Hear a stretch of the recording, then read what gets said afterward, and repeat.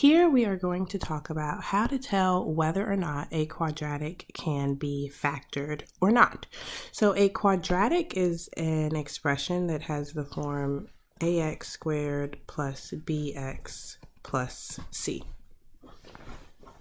And how you're going to be able to determine whether or not it can factor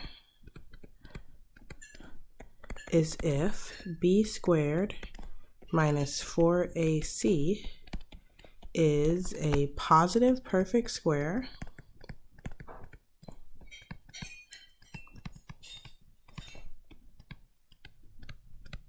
or if it is 0.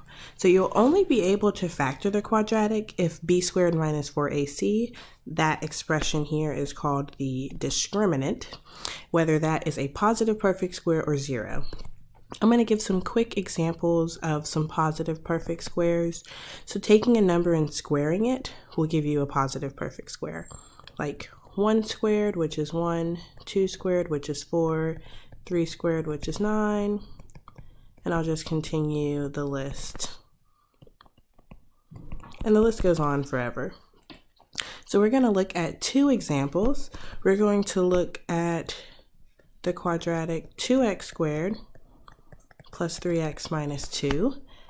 And we're also going to look at the quadratic 5x squared plus 7x plus 1. So in this video, we're not actually going to factor them. I'll make a separate video talking about how to factor quadratics that can be factored, but we're just going to talk about whether or not these quadratics can be factored. So the first thing we're going to do in the first example is we're going to identify what a, b, and c are. A is the coefficient of x squared, so the number in front of x squared, which is 2. B is the coefficient of x, the number that's in front of x, which is 3. And c is just the constant term. C is the term that has no variable with it. So c is negative 2. So now I'm ready to calculate b squared minus 4ac. B squared is going to be 3 squared. And from that, we're going to subtract 4 multiplied by a, which is 2, and then we're going to multiply by c, which is negative 2. 3 squared is 9. Here we have a minus sign and another minus sign, so that's going to turn into a plus sign. And 4 times 2 times 2 is a positive 16. And 9 plus 16 is 25. And 25 is a positive perfect square.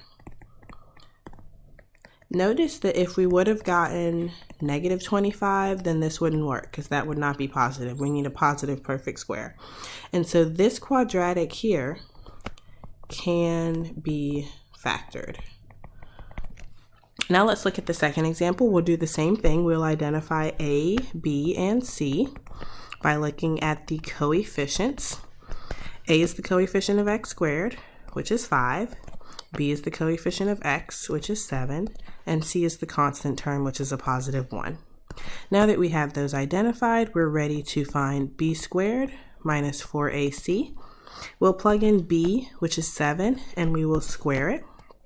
And then we will subtract 4 multiplied by a, which is 5, multiplied by c, which is 1. 7 squared is 49. In this one, we don't have two minus signs. We just have this one minus sign, so this really will be a subtraction here. 4 times 5 times 1 gives us 20, and 49 minus 20 is 29.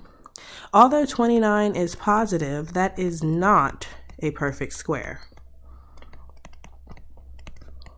There's no integer number that we can square and get 29. And so because that is not a perfect square, this quadratic here cannot be factored. So sometimes I chose these two examples because in particular, it can be a little tricky to factor a quadratic when a is not equal to 1. And so this is a quick way that you can check whether or not the quadratic can be factored before you spend time trying to factor it.